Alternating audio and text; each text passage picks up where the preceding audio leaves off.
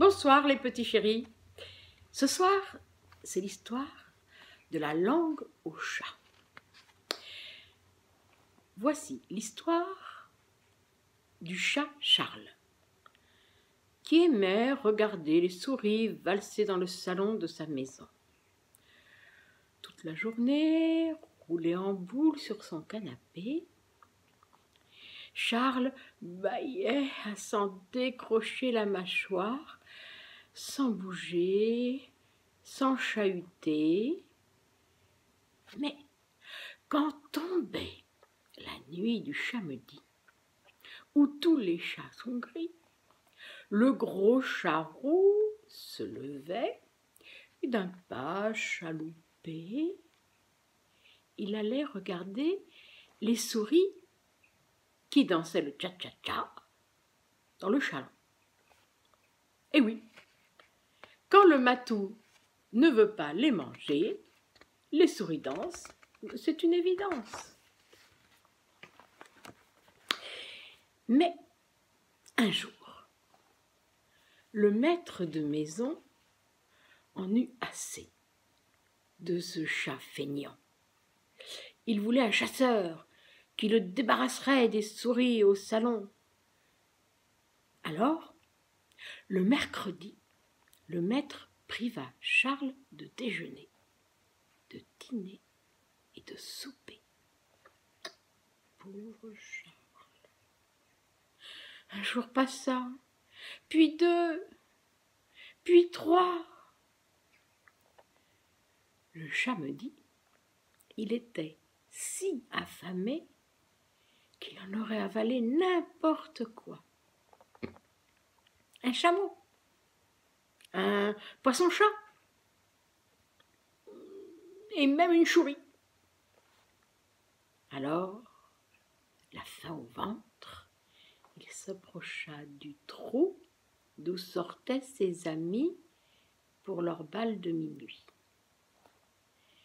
Hélas, pour éliminer les souris, le maître avait aussi installé un piège diabolique, une tapette à souris sur laquelle il avait disposé 3 beaux morceaux de fromage, du chat-ours, du chat-bichou et du camembert.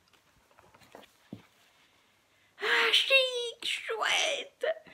Charles se pourlécha. D'un coup de langue, il lécha. D'un coup de dent, il mâcha.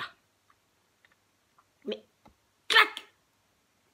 La tapette à souris se referma sur sa langue rose et râpeuse. Aïe! Aïe! Aïe! Il était coincé! Demain matin, il allait se faire sacrément gronder.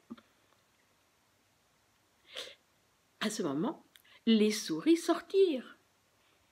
Elles virent Charles en fâcheuse posture. Il fallait aider ce matou charmant. Elles s'arc-boutèrent, tirèrent, poussèrent. La tapette se souleva. Et que croyez-vous qu'elles firent? Devinez, devinez. Elles finirent par rendre sa langue au chat. Et c'est ainsi que Charles put dévorer les fromages en regardant les souris danser. Bien entendu, il partagea son repas et tout le monde se régala cette nuit-là. Le dimanche matin, le maître alla regarder son piège. Plus de fromage, mais pas de souris. Non seulement mon chat ne chasse pas, mais même les pièges ne marchent pas. Elles sont trop malines, ces coquines, dit le maître désespéré.